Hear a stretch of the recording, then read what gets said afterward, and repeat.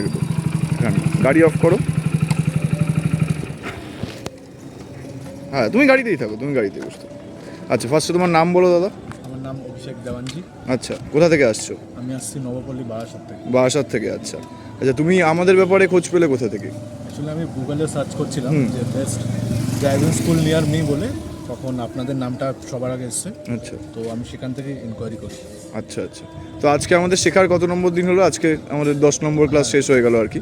তো যখন এসছিলে ফার্স্ট, তখন কি বাইক কিছু জানা ছিল? না, আমার কিছু জানা ছিল না, মানে আচ্ছা। একদম বেসিক থেকেই আমাকে শেখানো হয়। আচ্ছা, সেখান থেকে জিরো থেকে আজকে তো একদম রাস্তায় চালানো ফালানো সব ভালোই হয়ে গেছে। আমাদের ভিডিও রয়েছে, যারা দেখছেন তারা দেখতে পারবেন। আচ্ছা, এই পুরো এক্সপিরিয়েন্সটা সম্পর্কে তুমি কি বলবে? মানে যেভাবে ধাপে ধাপে আমরা শিখলাম একটা জিনিস, সেটা কি শিখতে সাহায্য করেছে তোমাকে? অবশ্যই, কেন কি আমি মানে বাইকের ব্যাপারে আমার কিছুই কোনো নলেজ ছিল না, বাট আমার যে ট্রেনার সে আমাকে খুব ভালোভাবে শিখিয়ে একটা মানে প্রপার কীভাবে রোডে কীভাবে গাড়ি চালাতে হয় প্রফেশনালি আমাকে পুরো নলেজ দিয়েছে। আচ্ছা, আমাদের ক্লাসের যে ডিভিশনগুলো ছিল দাদা, যেভাবে আমরা সিলেবাসটা করি পার্ট বাই পার্ট, এরমভাবে এগোই আমরা।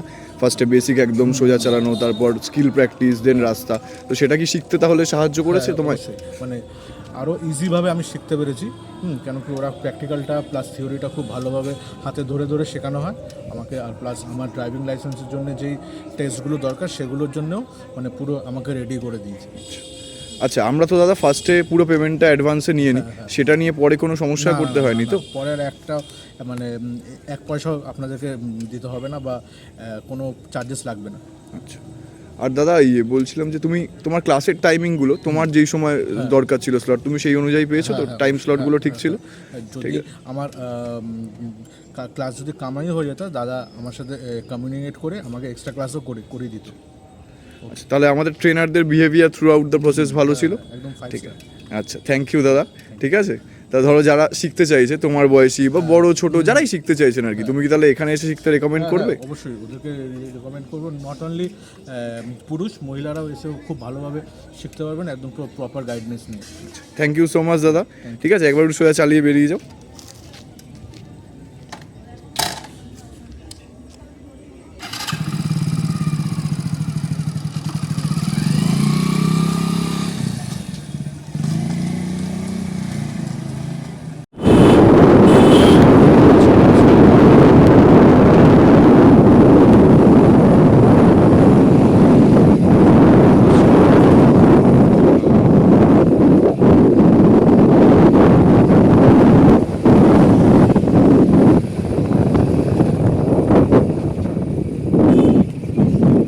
চলো,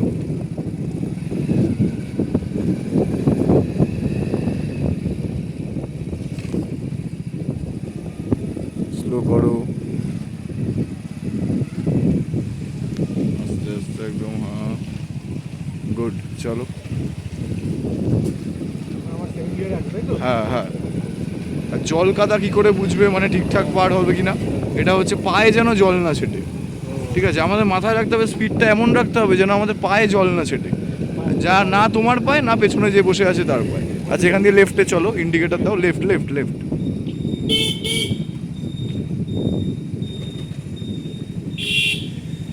চলো, ঠিক আছে, এটা সবসময় মাথায় রাখতে হবে যেটা বললাম। চলো।